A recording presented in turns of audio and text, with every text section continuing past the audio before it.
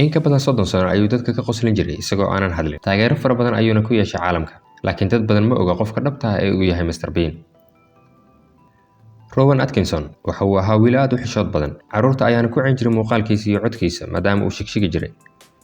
Waxa uu hamigiisa ahaa inuu noqdo jilaa, laakiin muuqaalkiisa iyo codkiisa ayaa ka hortaagnay riyadiisa. Tani waa sheekada Rowan Atkinson oo caan ku ah magaca Mr Bean.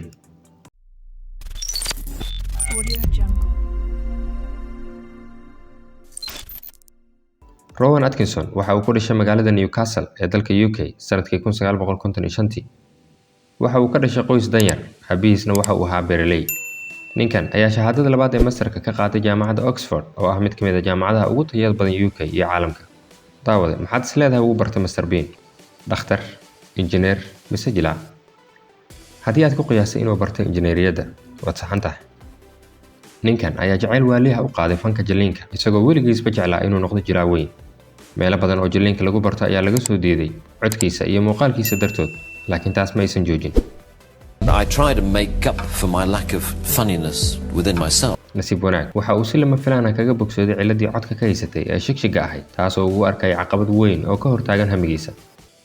Waxa uu iska diiwaangeliyay koox majaajilistayaal ah, laakiin laguma soo dhaweyn waana laga saaray kooxda.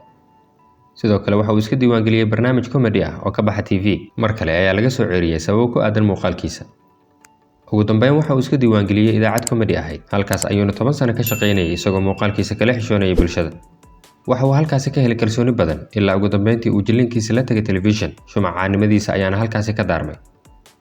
Mr Bean waxa uu guulo badan ka soo hooyay gudaha UK iyo dhammaan caalamka, isagoo dhowr jeer loo doortay jilaaga ugu fiican caalamka dhanka shactarada ama comedy-ga.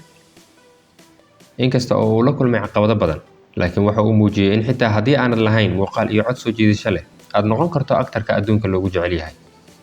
Sheekada Mr Bean ayaan ka baran karnaa 10 ah in noloshan ay ka buuxaan dad sabab la'aan isku dayaya inay hoos ku dhigaan, laakiin muhiimadda ayaa ah inaan haysano laba doorasho midkood, inaan qaadano bahdilka dadka kale kana niyad jabno hamigeena, iyo inaan dhagaha ka furaysano isla markaana aan riyooyinkeena raacno sida uu sameeyay Mr Bean.